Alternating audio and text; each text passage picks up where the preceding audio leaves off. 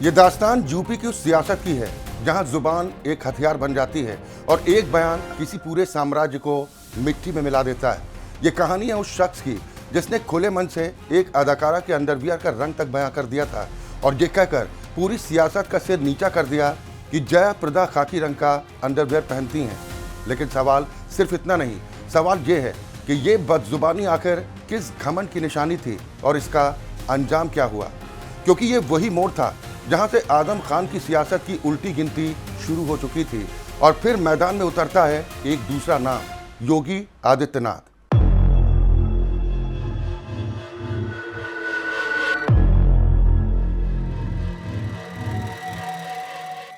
नमस्कार, आप देख रहे हैं राष्ट्र टीवी और मैं हूं आपके साथ अक्षय ठाकुर। एक तरफ रामपुर का मुस्लिम रहनुमा जिसकी पकड़ 11 चुनावों तक कायम रही और दूसरी तरफ गोरखपुर का भगवा चेहरा जो यूपी की सियासत को पलट देने वाला था। ये सिर्फ दो नेताओं की तकरार नहीं थी, ये दो सोच की जंग थी। ये मुकाबला था आजम खान की जुबान बनाम योगी की सत्ता का। तो आखिर कैसे योगी आदित्यनाथ ने आजम खान को ऐसे घेरा कि उनका वर्चस्व, उनका रुतबा और उनकी पूरी सियासी दुनिया मिट्टी में मिल गई। दोस्तों, आप आजम खान को सही मानते हो या गलत, आप योगी के समर्थक हों या विरोधी, दोनों को ये पूरी दास्तान आखिरी तक सुननी चाहिए, क्योंकि यूपी की राजनीति में ऐसी दुश्मनी बहुत कम देखने को मिली है। दोस्तों, यूपी का एक ऐसा मुस्लिम रहनुमा जिसने कुल 11 बार चुनाव जीता, मगर उसके बावजूद अगर आप उसके अंदर झांक कर देखें तो एक ऐसा इंसान मिलेगा जो फौज में भी मजहब तलाश कर लेता था, जो चुनावी जलसों में यह कहता सुना गया कि करगिल की जंग मुसलमान सिपाहियों की वजह से जीती गई, जो संभल की रैली में यह कहता सुना गया कि मुजफ्फरनगर में हिंदू कातिल थे, उसका बदला लिया जाना चाहिए। उन्हीं आजम खान के घर अखिलेश यादव यूपी के उपचुनाव से कुछ दिन पहले उनकी बीवी तंजीम से मिलने पहुंचते हैं। उस वक्त आजम खान का बड़ा बेटा भी मौजूद होता है। लेकिन इस पूरी कहानी को समझने से पहले आपको इसका पूरा इतिहास जानना होगा। यूपी में बहुत कुछ बदल रहा था और मुल्क की सियासत में भी एक बड़ा तूफान उठ रहा था। साल 1975 में इस देश में दो बड़े वाक़ये एक साथ होते हैं। पहली लगती है इमरजेंसी और दूसरी ये कि उसी इमरजेंसी में जेल गए कई लोग बाद में बड़े सियासतदान बन जाते हैं। उन जेल गए लोगों में एक नाम आजम खान का भी था। आजम खान को भी कांग्रेस सरकार ने जेल में रखा था। संजय गांधी को लेकर आजम खान कुछ ऐसे बयान दे रहे थे जो उन पर भारी पड़ गए थे। दोस्तों, अलीगढ़ मुस्लिम यूनिवर्सिटी में आजम खान पढ़ाई करने जाते हैं। उन्हें वकालत की डिग्री लेनी थी। उन्हीं दिनों स्टूडेंट यूनियन के चुनाव होते हैं। आजम खान पहली बार मैदान में उतरते हैं और चुनाव जीत जाते हैं, महासचिव बन जाते हैं। इसके बाद उन्हें जेल जाना पड़ता है। जेल से बाहर आने के बाद आजम दो लड़ाइयाँ लड़ते हैं। पहली नवाबों के लिए, क्योंकि तमाम रियासतों के साथ रामपुर की भी एक रियासत थी। आज़ादी से पहले नवाबों का कब्जा था, लेकिन आज़ादी के बाद वही नवाब सियासत में सक्रिय हो गए, जिनके खिलाफ आजम खान ने अपनी जंग शुरू की। आजम खान पर उस वक्त भी कहर टूट पड़ा था जब उन्हें आपातकाल के दौरान जेल में डाला गया। उन्हें 5/8 की सेल में रखा गया। हालांकि बाद में कोर्ट के आदेश पर उन्हें बी कैटेगरी में शिफ्ट किया गया, क्योंकि वो छात्र थे और छात्र राजनीति से जुड़े हुए थे। आजम खान जब जेल से बाहर आए, उन्हीं दिनों जनता दल की सरकार बनने वाली थी। पहला चुनाव जनता दल के टिकट पर आजम लड़ते हैं, लेकिन हार जाते हैं। फिर 1980 में आजम खान दोबारा मैदान में उतरते हैं। इस बार पार्टी बदल लेते हैं। पार्टी का नाम होता है जनता दल सेक्युलर, जो जनता पार्टी से अलग होकर बनी थी। इस चुनाव में आजम खान करीब 1100 वोटों से जीत हासिल करते हैं। यही उनका पहला चुनाव था और उसके बाद 1985 में भी वो जीत जाते हैं, लेकिन पार्टी बदल देते हैं। लोक दल पार्टी से चुनाव लड़ते हैं। 1989 में भी आजम खान को जीत मिलती है और इसके बाद यूपी की सियासत में आजम खान और मुलायम सिंह यादव की मुलाकात होती है। साल 1992 में आजम और मुलायम जैसे तमाम नेताओं ने मिलकर समाजवादी पार्टी की स्थापना की। पहला चुनाव समाजवादी पार्टी के टिकट पर आजम खान साल 1993 में लड़ते हैं और वो चुनाव जीत जाते हैं। उसके बाद 1996 में आजम खान चुनाव हार जाते हैं। 2000 में फिर जीतते हैं, 2007 में फिर, 2012 में फिर, 2017 में फिर और 2019 में आजम खान जया प्रदा को मात देते हैं, जिनके अंडरवियर का रंग वो मन से बयां कर चुके थे। लेकिन कहानी अभी बाकी थी। अब आजम खान बनाम योगी आदित्यनाथ की जंग खुलकर सामने आती है। योगी और आजम का इतिहास पढ़ेंगे तो मिलेगा कि आजम ने योगी को नमाज पढ़ने की सलाह दी थी और योगी ने जवाब में कहा था कि जो सूर्य नमस्कार का विरोध करते हैं उन्हें समंदर में डूब मरना चाहिए। ये लड़ाई इतनी छोटी नहीं थी जितने छोटे छोटे बयान दिए जा रहे थे। यूपी में योगी आदित्यनाथ को मिटाने के लिए मुलायम सिंह यादव ने अगर किसी को जिम्मेदारी दी थी तो उसका नाम था आजम खान। आजम पश्चिमी यूपी के बहुत बड़े नेता बन चुके थे, लेकिन वो पूर्वांचल के गढ़ में भी अपना सिक्का जमाना चाहते थे। उधर पूर्वांचल में योगी का उदय हो रहा था। इस दौरान आजम खान एक और बयान देते हैं, जिसके बाद वो खुद अपने अंजाम का दरवाजा खोल लेते हैं। 2019 के लोकसभा चुनाव में एक IAS अफसर पर भी वो इल्जाम लगाते हैं कि वो बीजेपी के साथ मिलकर चुनाव पलटना चाहता है।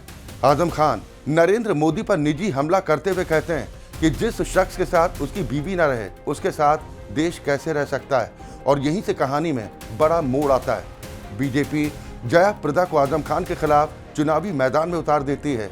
हालांकि आजम चुनाव भारी अंतर से जीत जाते हैं, लेकिन उसी चुनाव के बाद जया प्रदा योगी आदित्यनाथ के पास जाती हैं और यहीं से आजम खान की जिंदगी मिट्टी में मिलने वाली होती। लेकिन आपको दोस्तों थोड़ा और अब पीछे लेकर चलते हैं। साल था 2003। यूपी में मुलायम सिंह यादव की सरकार बनी और उन दिनों मुलायम के दो बड़े खास शागिर्द थे, एक अमर सिंह, दूसरे आजम खान।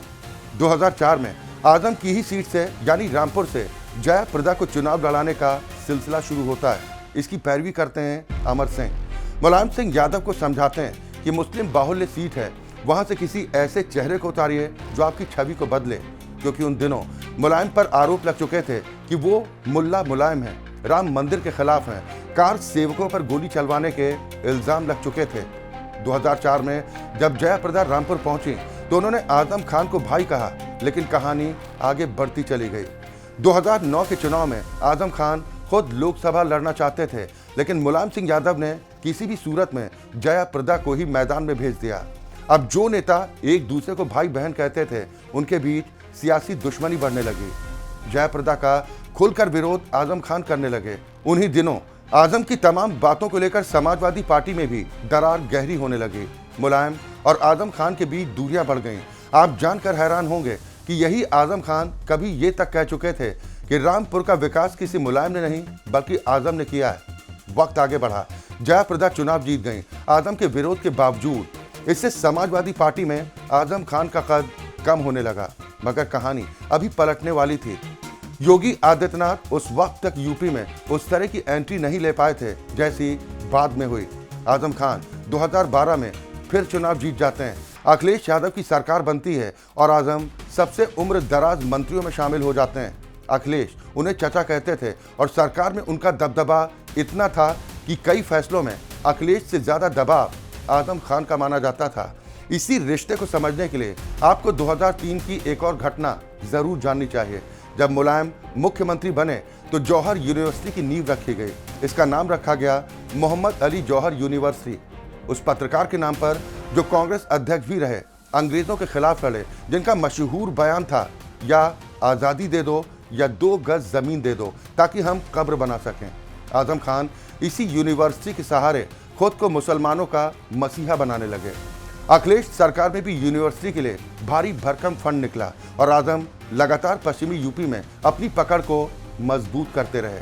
लेकिन तभी बीजेपी उनके सामने एक नया चेहरा खड़ा करती है, आकाश सक्सेना, जो एक के बाद एक FIR दर्ज कराने लगता है। उधर योगी बनाम आजम की बदजुबानी बढ़ती चली जाती है। आजम ने योगी पर ऐसे भी बयान दिए जिन्हें यहाँ दोहराना मुश्किल है। लेकिन जब 2017 में योगी मुख्यमंत्री बन गए, आजम को एहसास हो चुका था कि अब उनका बुरा वक्त शुरू हो चुका है। लेकिन जब 2017 में योगी मुख्यमंत्री बने, आजम खान को एहसास हो चुका था कि अब उनका बुरा वक्त शुरू हो चुका है। उन्होंने योगी को मनाने की कोशिशें भी शुरू की। ये तस्वीरें गवाह हैं। विधानसभा की वही तस्वीर जिसमें आजम बार बार योगी का हाथ पकड़ते हैं और योगी आदित्यनाथ उनसे हाथ छुड़ाते हैं। ठीक 2 साल बाद लोकसभा का चुनाव आता है। जया प्रदा बीजेपी में शामिल होती हैं और वही जया प्रदा योगी को आजम की पूरी कुंडली सौंप देती हैं। जया प्रदा मन से कहती हैं, जिसे मैं भाई कहती थी वो खिलजी निकला। ये बयान उन्हीं का था। अंडरवियर वाला बयान आजम पर इतना भारी पड़ा कि यूपी से लेकर देश भर में मांग उठी कि ऐसे शख्स को पार्टी से बाहर किया जाए। सुषमा स्वराज तक ट्वीट कर देती हैं, मुलायम भाई, आपके रहते हुए रामपुर में एक महिला का चीरहरण हो रहा है और आप भीष्म की तरह खामोश मत रहिए। मगर बीजेपी ने आजम को मिट्टी में मिलाने की शुरुआत सिर्फ इसी बयान से नहीं की। असली शुरुआत होती उस बयान से जो उन्होंने नरेंद्र मोदी के खिलाफ दिया था। उसी पर उन्हें 3 साल की सजा सुनाई जाती है, 27 महीने जेल भेजा जाता है। फिर वो जेल से बाहर आते हैं, जेल से ही नामांकन भरते हैं, चुनाव जीत भी जाते हैं, मगर आजम नहीं बदलते। यूपी पुलिस से भिड़ जाते हैं, खुद को सताया हुआ बताते हैं, लेकिन सच्चाई ये है कि उनके बयानों की फहरिस्त काफ़ी लंबी है। 2016 में बुलंदशहर की घटना पर उन्होंने कहा था, ये बीजेपी की साजिश है। सुप्रीम कोर्ट में माफ़ी मांगनी पड़ी।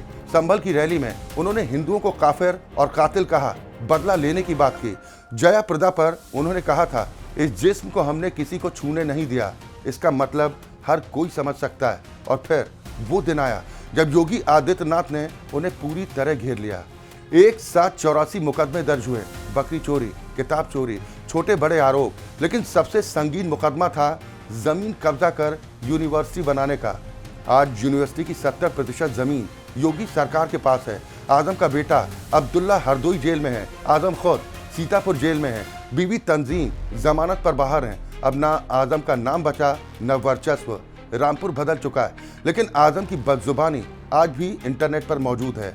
और अब अखिलेश यादव फिर आजम के घर पहुंचते हैं, चाय नाश्ता करते हैं, क्योंकि उन्हें समझ आ गया कि योगी का भगवा रंग अगर कम करना है तो आजम के दर पर सिर झुकाना ही पड़ेगा। यूपी की सियासत में योगी बनाम आजम की कहानी बेहद दिलचस्प है। जब आप इसे सुनेंगे तब समझेंगे कि योगी ने आजम खान को असल में मिट्टी में क्यों मिला दिया। आजम और राजा भैया की दुश्मनी क्या थी, आगे किसी रोज हम आपको ये भी बताएंगे, वो भी अलग कहानी है। फिलहाल ये कहानी आपको कैसी लगी जरूर बताइएगा। नमस्कार।